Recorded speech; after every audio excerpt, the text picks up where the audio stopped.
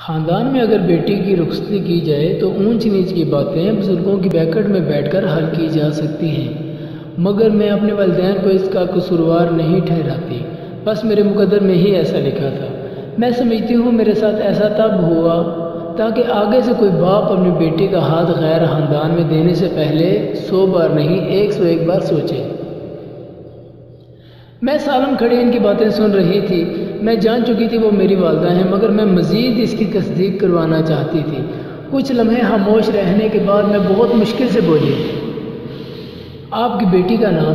جواب سننے کے لیے میرے کان ترس رہے تھے۔ انہوں نے ایک لمبی سانس لی، پھر بولی، میری شہزادی بیٹی کا نام ارسلہ۔ یہ جملے میری سماعتوں سے بھی ٹکرائے ہی تھے کہ میں نے ان کو گلے سے لگا لیا اور پھوٹ پھوٹ کر رونے لگی۔ مجھے یوں روتا دیکھ کر وہ اپنا جملہ مکمل نہ کر سکی اور میرا ماتھا چومتے ہوئے بولی، بیٹی کیا ہوا؟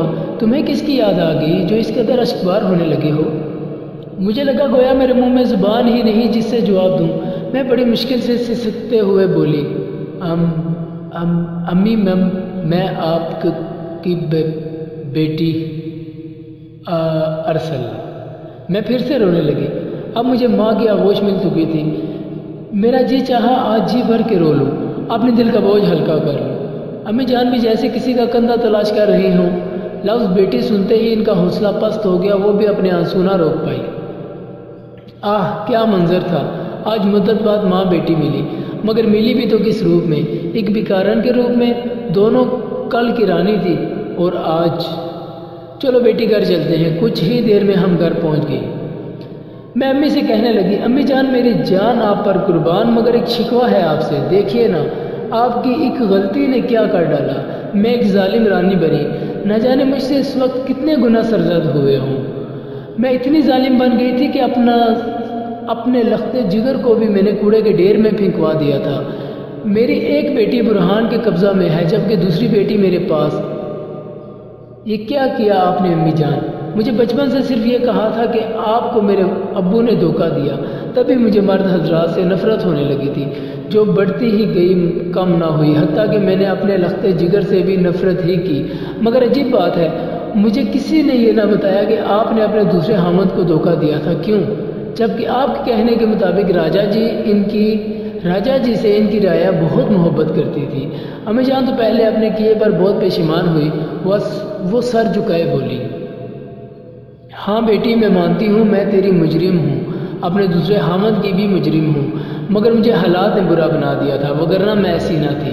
محل میں تجھے تب کسی نے میرے دھوکے کے بارے میں نہ بتایا، کیونکہ راجا نے اعلان کیا تھا چاہے کچھ بھی ہو جائے میری رعایا عورت کی عزت کرے گی، اور اگر کبھی کسی عورت کا راز ان کو معلوم ہو گیا تو وہ اس کو دوسرے کے سامنے بیان نہ کرے گی۔ راجا جی بہت اچھے تھے، خاص طور پر وہ عورتوں کی بہت عزت کرتے تھے۔ اب تو میری زندگی ڈوبتے سورج کی مانند ہے، نہ جانے میں ان سے معافی بھی مانگ پاؤں گی یا نہیں۔ میں نے ان کو بہت تلاش کیا، مگر اب تک بے سود۔ سن میری بچی، ہم نے اب اس نفرت کی آگ کا یہیں پر خاتمہ کرنا ہے۔ تو کبھی اپنی بیٹی کو مت بتانا کہ تو اس کی ماں اور میں نانی ہوں۔ اپنی بچی کو محبت کا درس دینا، اس کو خوب پڑھانا لکھانا تاکہ وہ معاشرے میں ایک مثال بن سکے۔ وقت کیسے بیت گیا پتہ بھی نہ چلا۔ آج بختاور کا کالج میں پہلا دن تھا۔ ماں کی حالت بھی دن بدن بگڑتی جا رہی تھی۔ ماں کی آخری خواہش یہی تھی کہ کسی طرح وہ راجا جی تک پہنچ جائیں اور ان سے اپنے کیے کی معافی مانگ لیں۔ وہ ہمیشہ ایک ہی دعا مانگا کرتی تھی کہ یا اللہ مجھے اس وقت تک موت نہ دینا جب تک کہ میں اپنے خاوند سے معافی نہ مانگ لوں۔ وقت کا پہیہ ایسے ہی گھومتا رہا۔ بختاور نے FSC پری میڈیکل 80% نمبر سے پاس کر لی۔ بختاور تو ڈاکٹر بننا چاہتی تھی، مگر میں ٹھہری بیکارن میڈیکل کی فیس کیسے ادا کر سکتی تھی۔ پھر بختاور نے نرسنگ کا 4 سالہ کورس کرنے کا ارادہ کر لیا۔ اگرچہ نرسنگ کورس کی فیس بھی زیادہ تھی، مگر بختاور کو حکومت کی جانب سے ماہانہ وظیفہ مل جایا کرتا تھا۔ آج بختاور کا فائنل ایئر کا رزلٹ ہے۔ آج بختاور کو اسی ہسپتال میں نوکری بھی مل جائے گی۔ مانا میری گڑیا جوان ہو گئی، مگر میرے لیے وہ اب بھی چھوٹی سی گڑیا ہے۔ مگر اب وقت آ چکا ہے، میں اپنی چاند سی گڑیا کو چھوڑے جا رہی ہوں۔ اب وہ اپنے پیروں پر کھڑی ہو چکی ہے۔ مجھے یقین ہے اب وہ اپنی زندگی سکون سے گزار لے گی۔ بختاور پگلی یہ نہیں جانتی میں اس کی ماں ہوں، مگر میرے جانے کے بعد اس کو یہ ڈائری پڑھ کر علم ہو جائے گا۔ میں نہیں چاہتی کل کو کوئی میری بیٹی کو بیکارن کی بیٹی کہہ کر پکارے، تبھی میں اس کو دل پر پتھر رکھ کر اپنی ممتا کا گلا دبائے چھوڑے جا رہی ہوں۔ بختاور کو اسی ڈائری میں میرے جگر کے ٹکڑے کامران اور میری لاڈلی یفشا کا بھی برتھ سرٹیفکیٹ موجود ہے۔ اللہ کرے یہ تینوں بہن بھائی ایک ہو جائیں۔ میں اب بہت بوڑھی ہو چکی ہوں، میری ماں بھی اب چند دن کی مہمان ہے۔ میں اور میری ماں اب راجا جی کی تلاش میں نکلنے لگی ہیں۔ میری گڑیا مجھے معاف کر دینا، میں مجبور ہوں، الوداع۔ تینوں کی آنکھیں اشکوں سے لال ہو چکی تھی، وہ سمجھ نہیں پا رہے تھے کہ اپنے درد کا اظہار کیسے کریں۔ کامی کو ماضی کی کچھ یادوں نے جھنجھوڑ کر رکھ دیا، وہ بلا ساختہ بول اٹھا، میری بہنوں مجھے چاچا جی کی شکل دھندلی دھندلی یاد آنے لگی ہے۔ یفشا اور بختاور فوراً بولی، چچا کب اور کیسے ان سے ملاقات ہوئی، وہ کیسے دکھتے تھے؟ کامی کی آنکھوں میں ایک بار پھر آنسوؤں کا بسیرا ہو گیا۔ اس نے اپنی آنکھیں بند کرتے ہوئے تمام آنسوؤں کو رخسار پر آنے دیا، پھر آنکھیں ملنے کے بعد بولا، میری زندگی میں ایک ایسا واقعہ پیش آیا جس نے مجھے بدل کر رکھ دیا۔ ایک مرتبہ ہوا کچھ یوں، میں فیض آباد سواری اتار کر گھر کی جانب آ رہا تھا، بے نظیر بھٹو ہاسپٹل کے پاس سے میرا گزر ہوا۔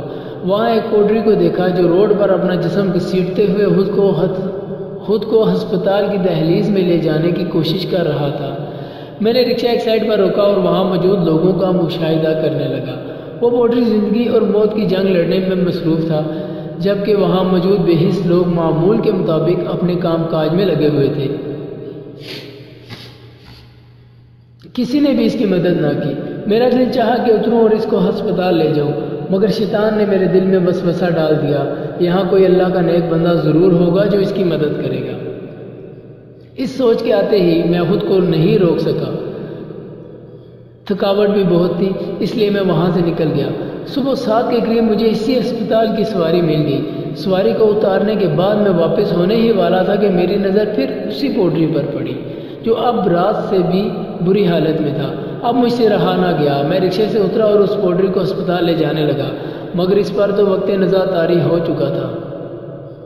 مجھے دیکھتے ہی 2 لوگ اور اس کے پاس آ گئے اور کہتے ہیں، جب وقت نزاع طاری ہو جائے تو بہت پیاس لگتی ہے۔ میں اس کے لیے جلدی سے پانی لینے گیا اور پھر اس کو لا کر پلایا۔ وہ شاید کسی دلاسے کی تلاش میں تھا، میری طرف دیکھ کر مسکراتے ہوئے بولا، شکریہ دوست، جیتے رہو۔ جیتے جی تو کسی نے منہ نہ لگایا، چلو مرتے مرتے کوئی تو میرے پاس آیا۔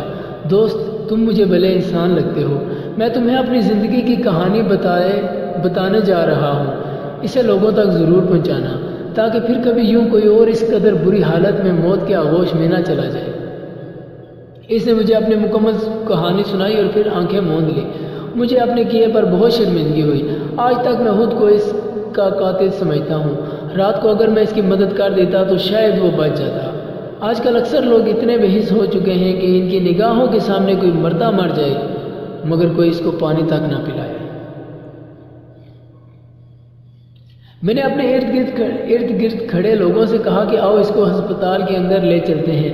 ہم ہسپتال جا ہی رہے تھے کہ ایک لیڈی ڈاکٹر کا پاس سے گزر ہوا تو میں اس سے گویا ہوا، ڈاکٹر صاحبہ یہ مریض شاید ابھی زندہ ہے، ذرا اس کو چیک کر لیجیے۔ تو وہ فوراً بولی، نہ بابا نہ، یہ پولیس کیس ہے۔ اس کے منہ سے بھی یہ الفاظ مکمل ادا ہی نہ ہوئے تھے کہ تمام لوگ جو میرے ہمراہ میت اٹھائے ہوئے تھے وہاں سے بھاگ نکلے۔